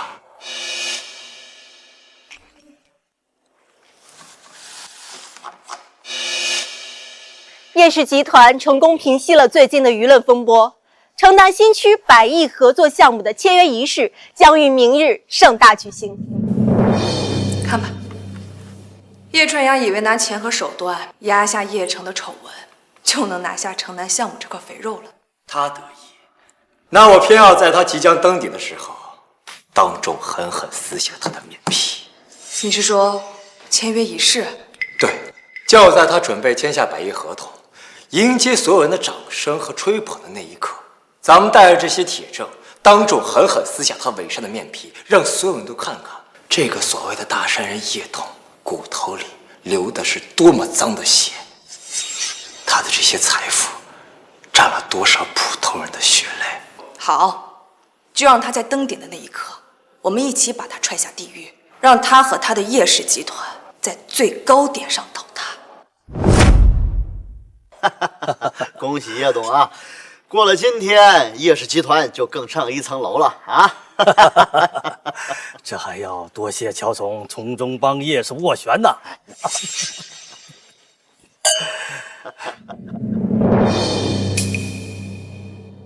是他，陈定一混进来了，赶紧派人找他，绝对不能影响今天的签约。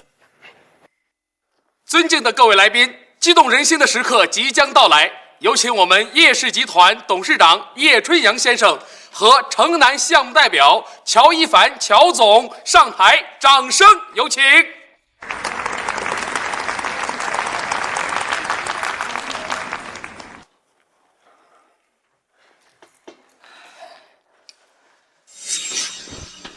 等等，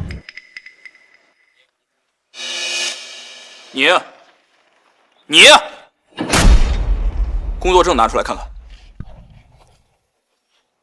眼生得很，哪个服务公司的？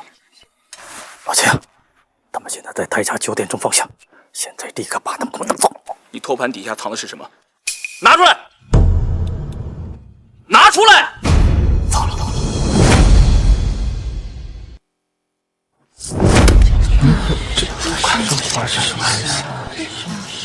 各位快来看，叶氏集团药厂违规排污致使多人死亡，这就是证据。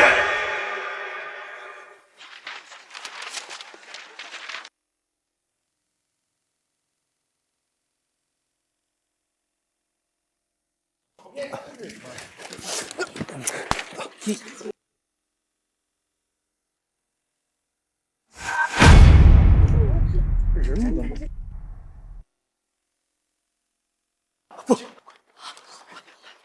直播，快，切直播！今天大新闻，叶氏药厂毒害人命，铁证曝光，签约现场炸了。叶董，屏幕上对于您的指控是否属实，请做回答。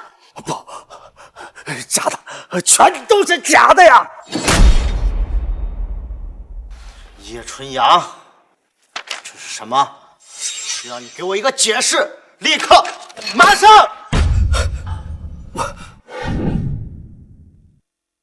叶董，叶氏药厂是否长期违规排放有毒物质，导致陈家村癌症高发？请您正面回答问题。叶氏集团将如何负责被药厂污染损害的村民？有没有具体的赔偿？哎呀，乔总，各位，你们都要冷静一下呀！千万不要被这2个别有用心的人给利用了呀！他们跟我有私人恩怨。这所谓的证据全都是伪造合成的，是他们处心积虑对我的污蔑呀，为的就是在叶氏集团最重要的时候来捣乱的。叶春阳，你还真是无耻啊！铁证如山了，你如今还想颠倒黑白？我妈的病，还有全村几十条人命，都是因为你那个药厂害的。怎么，现在铁证如山了，还想着推卸责任？你的良心被狗吃了吗？栾成，你还傻愣着干什么？赶紧把这2个蓄意在会场破坏的、散布谣言的人给我拖出去啊！让开！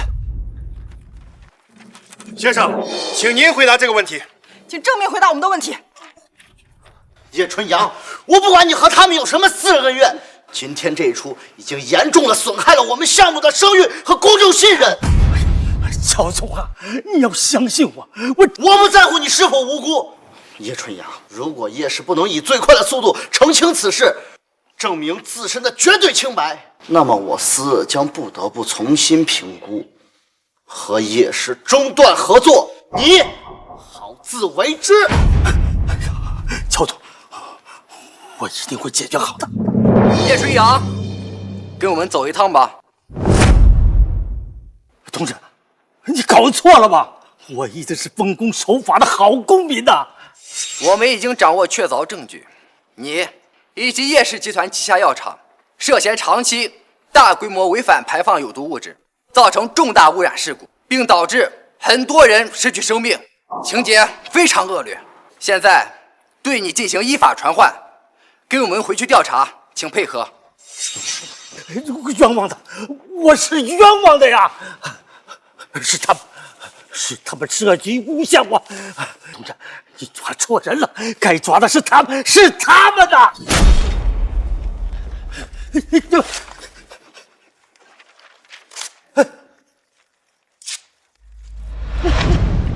乔总，你别走，别走啊！我是冤枉的，你是再给我一次机会。叶氏是清白的呀，我是被冤枉的。叶世阳，留着你鳄鱼的眼泪，还有颠倒黑白的狡辩，到法庭上跟法官说吧。我会在法庭上等着你，等着看你这个披着人皮的恶狼如何被绳之以法，等着看你如何为你害死的人命而付出代价。带走。陈丁一，这才是第一步，接下来才是真正的恶战。叶氏集团一定会用尽所有手段反哺脱罪，甚至颠倒黑白。我们一定要利用好自己手中的证据，在法庭上彻底坐实叶春阳的罪名。乡亲们呐，我跟你们说，陈丁一虽然是我的亲外甥，但是他做的那些事儿，我实在是看不过去了。别的不说啊，就他为了他家那点私事儿，把药厂害得都关了门了，是不是？咱们村本来就是以卖药材为生，你说这药材卖给谁去啊？他这不是把咱们全村人往死路上逼吗？对呀，我还指望着这个月卖药材的钱给我婆娘看病呢。我跟你说，叶春阳、叶董，看在我儿子的份上，愿意啊给咱们村一个机会。大丈夫，啥机会啊？叶董说了，只要咱们别让那个陈定一啊搞乱七八糟的事儿，是不是？到时候在法院上不要乱咬人，让他快点出来，到时候那好处大大的有啊！什么拆迁款、新工作，哎，我跟你说，说不定那药厂还是重新开门。哎呀，这就太好了！哎呀，师傅，你还要不要脸？你可是丁一的亲舅舅呀！你怎么能在这带头帮着叶家人对付他呢？乡亲们，你们千万不要相信徐父，丁一告叶春阳，那是在帮咱们全村人讨命啊！就是因为叶氏在山上建了药材厂，咱们村才有那么多人得喉癌呀！秀英嫂子，你说的是真的呀？我许秀心敢对自己说的话向老天爷发誓，如果有半句谎话，天打雷劈不得好死！许秀心，你真是个扫把星，还在为你儿子开脱呢。要不是他跟叶董的那点私仇，至于把咱们全村的人往死路上逼吗？啊，滚他妈一边去！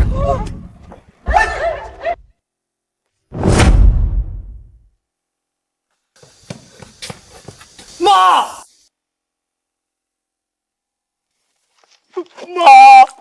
你醒醒吗？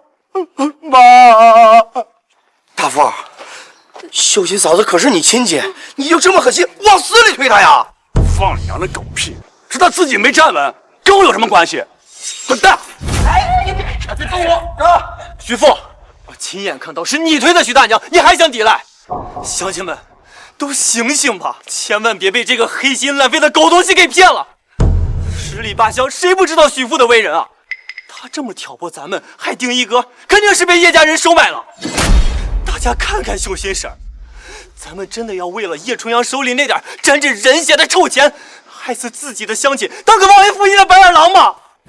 强子，帮我去请村长，请他老人家来主持公道。哎，徐父，你还真是记吃不记打呀！当初看在我妈的面子上，我放了你和许继祖一马，没想到你蹬鼻子上脸，不仅继续做叶家的狗腿子，还把我妈伤成这样。陈定一，你真是个狼崽子你啊！你还有没有家教？无缘无故的来侮辱长辈，我今天非得弄死他！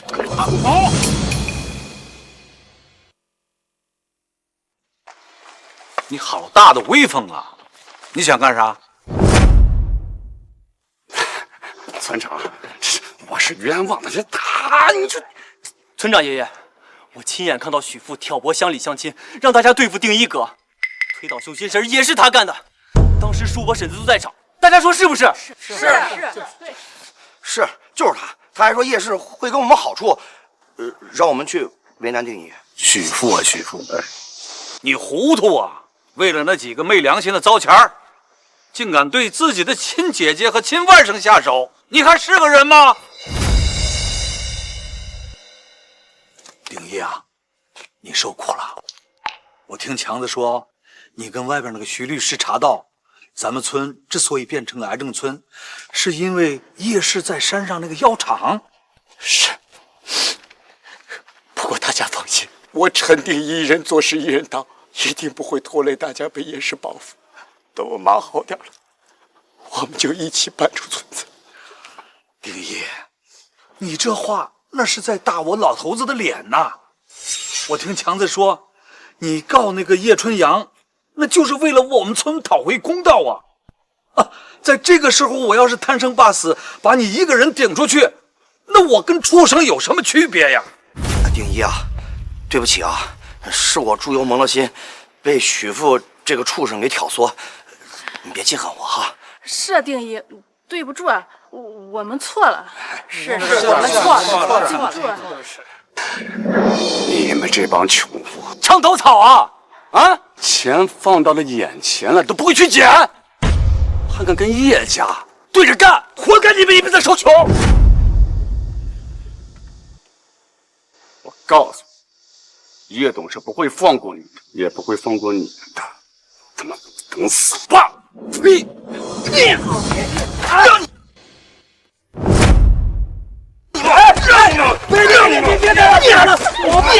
好了，你住手吧，把徐父赶出本村，今后永世不得踏入村里半步。就你们这穷的叮当响的破村儿，我还不是能回来呢！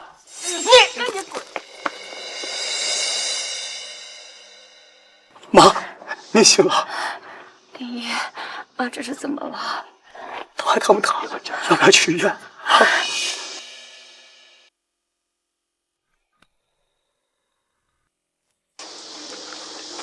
乡亲们，我想请大家帮个忙，咱们大家一起弄一份联名书，让法官还有所有人都看清楚叶氏叶春阳的罪恶。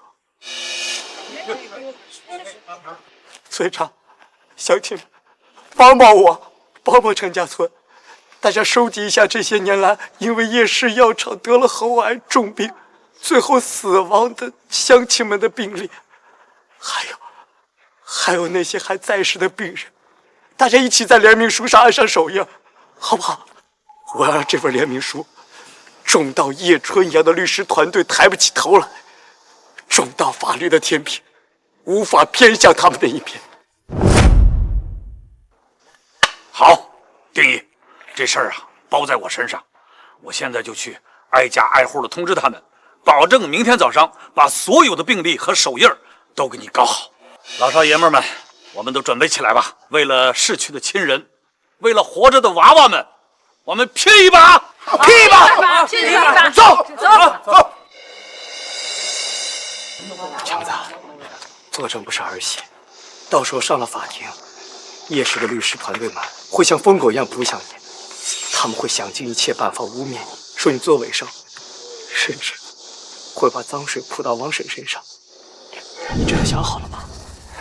丁一哥，我娘走的那么早，那么痛苦，都是因为叶家那帮畜生。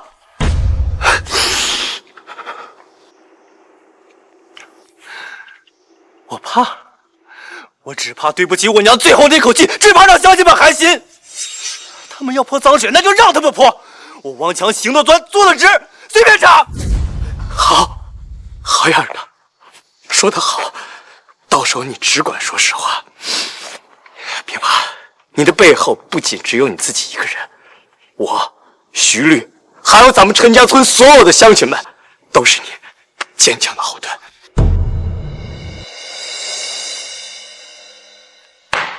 公诉方及原告方提交关键物证，取自叶氏药厂排污口的污染水样和土壤样本，以及第三方检测机构出具的污染物检测报告。现在由被告辩护律师罗青律师对以上证据发表质证意见。法官大人，对于以上物证，我方存有根本性质疑。原告所谓的物证漏洞百出。第一，来源不明，该物证声称由村民王强秘密取得，如何取得？翻墙、破坏设施，其行为已经涉嫌违法，合理性存疑。第二，采集过程缺乏监督，无第三方公证人员在场，且没有任何视频证明其采集的过程、时间、地点、方式，如何排除其采证后取证前被调换、被破坏，甚至有人添加有害物质的可能性？第三嘛，送检机构虽然有资质，但送检人即原告的关联方，整个链条存在严重的程序瑕疵和道德怀疑。综上所述，该物证并不能作为判定依据，我方恳请法庭依法驳回其违法且存疑的证据。法官大人，根据被告辩护律师的质疑，我方申请提交补充2组物证。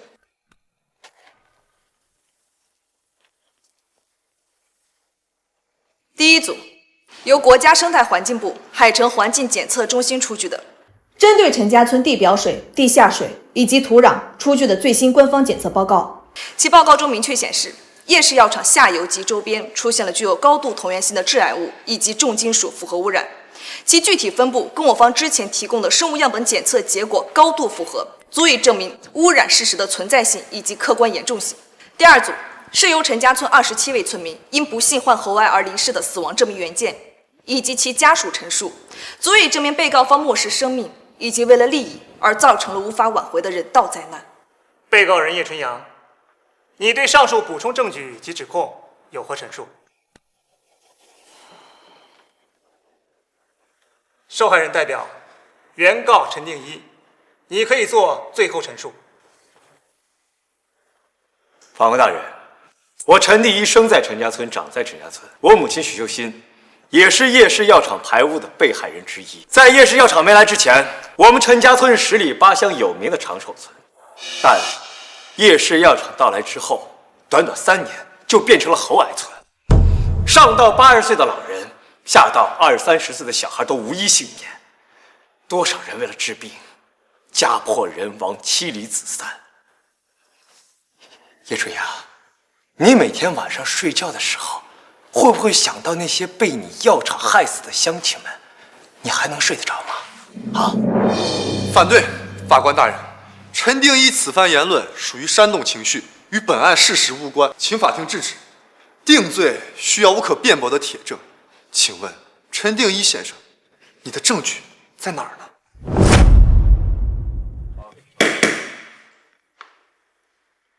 被告辩护律师，法庭允许受害人做最后陈述，其内容是否采信，本庭自会判断。法官大人，针对被告辩护律师对我方提供的证据具有质疑性，也为了进一步揭示本案的真相，我方申请传唤关键证人陈家村村民王强。准予传唤。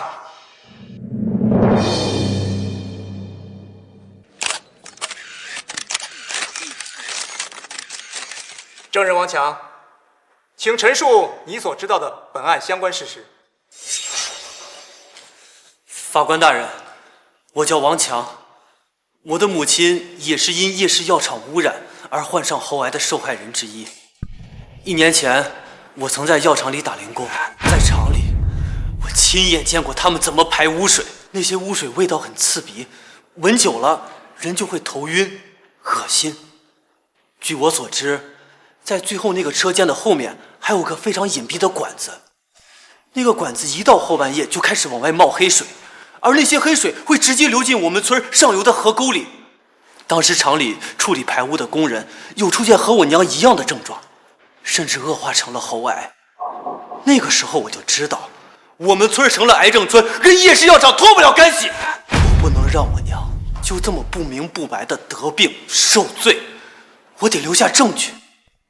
所以离开之前，我就摸到那个管子下面，用事先准备好的干净瓶子装了黑水，还挖了管子下面的泥。这就是我交给法庭的水样和土样的来历。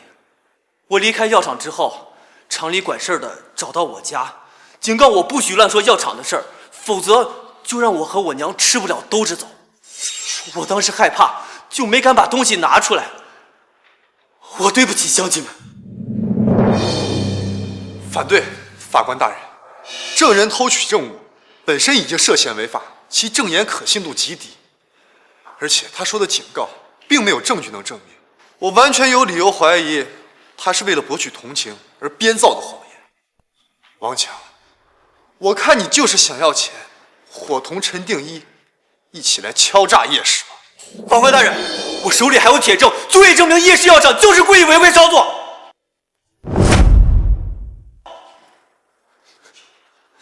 这里面是我打零工时候录下的，录下了领导亲口下令，环保检查的时候切换管道，用干净的水糊弄，录下了他们开会时讨论如何处理超标废料。我甚至亲耳听过他们说，处理排污成本太高，直接排放顶多3几个钟轨。法官大人，我方申请当庭播放该录音证据，此证据可直接证明被告人叶春阳以及夜市药厂所有管理层在明知故意排放有毒有害物质，却依然规避市场监管，情节极其恶劣，是本案定罪量刑的核心依据。呈上物证，准予当庭播放，全体肃静。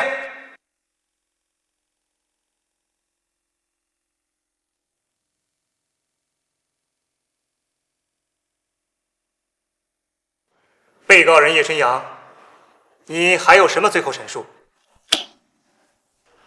法官大人，我承认管理上是有疏失，药厂也有些问题，但是你们好好想一想，叶氏集团不仅仅有一个药厂，它的背后是成千上万员工的家庭，数万人的饭碗和生计呀！这难道就是在座的各位追求的正义吗？无耻！他这是在狡辩，他想把自己的罪责转嫁给社会。可他说的也是事实啊，说是夜市倒了，影响真的挺大的。叶春阳，你还要脸吗？你的大局观，你的夜市集团，你的数万员工，你的财富，都是用你灭世的人命堆起来的。现在还想用所谓的经济影响来逃避责罚。法官大人，我陈定一就是一个普通小老百姓，不懂什么大局大道理。我只知道，法律不是一场生理，正义也不该称斤论两。现在，我陈定一代表陈家村的全体村民，要你叶春阳认罪伏法，为你所做的错误而付出应有的代价。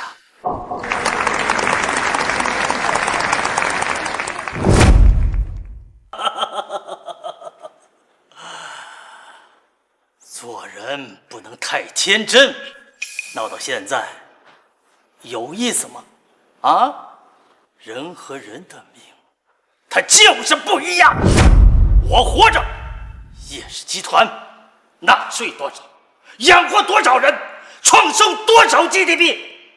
至于陈家村，一个贫困村，几个村民死了就死了呗，活着还要政府扶贫，花园往前，死了板道清净，省心省力。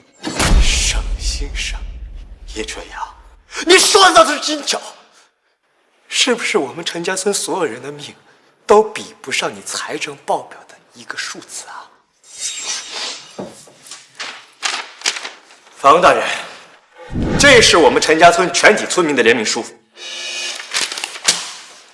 控告你叶春阳，告你叶氏集团，害了他们的命，害了他们家人的命，毁了他们的家。你就是一个疯子，一个穷疯的刁民。法官大人，陈定一这是诽谤。我陈定一就是一个普通小老百姓，烂命一条。今天就是豁出我这条命，也要为了被你害死的，被你踩在烂泥底下的乡亲们讨个公道。肃静！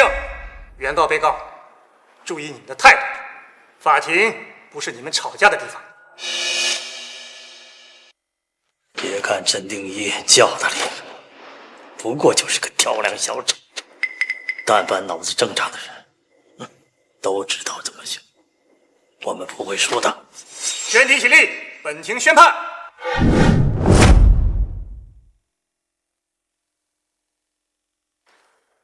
被告人叶春阳，叶氏药厂实际控制人，叶氏集团董事长，涉嫌重大环境污染事故罪、危害公共安全罪、非法处置污染物罪、妨害司法公正罪等一案，经本院依法公开审理，现已终结。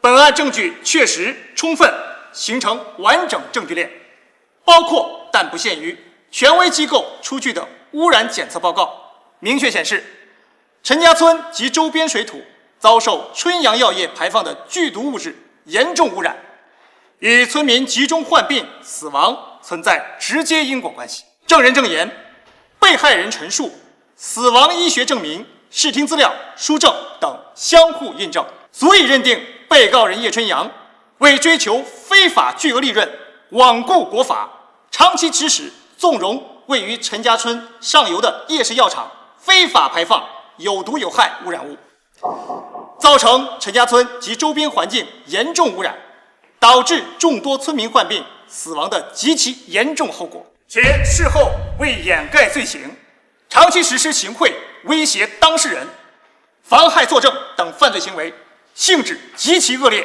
后果极其严重，社会危害性极大。现判决如下：被告人叶春阳数罪并罚，决定执行无期徒刑，剥夺政治权利终身，没收被告人叶春阳个人全部财产，责令叶氏药厂永久关停，判令叶氏药厂母公司叶氏集团承担环境修复治理全部费用，并向受害村民及死者家属支付巨额损害赔偿金。宣读完毕。休庭。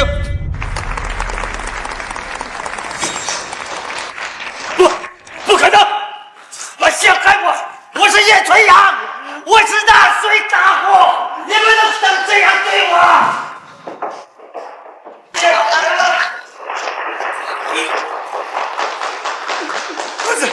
我终于为你报仇了！你好，报仇了呀！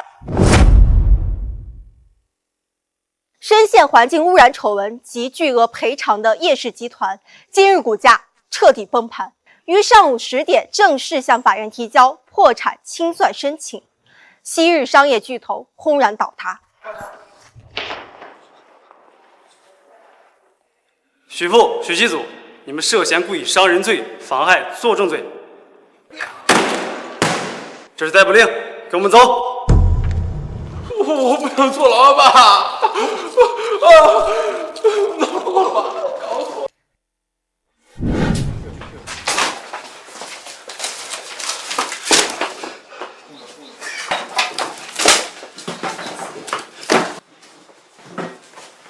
罗青，你涉嫌帮助叶成、叶春阳伪造证据，妨害司法公正，请配合调查。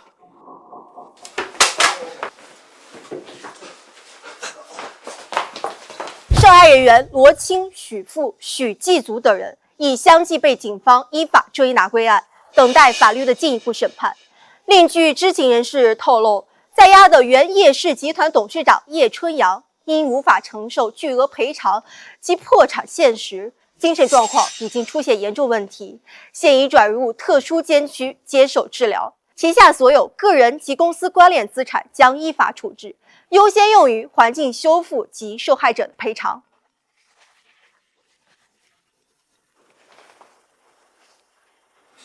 什么？我爸醒了？好，我马上去到医院。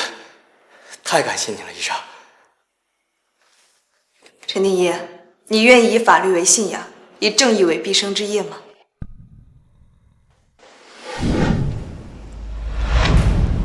请多多关照。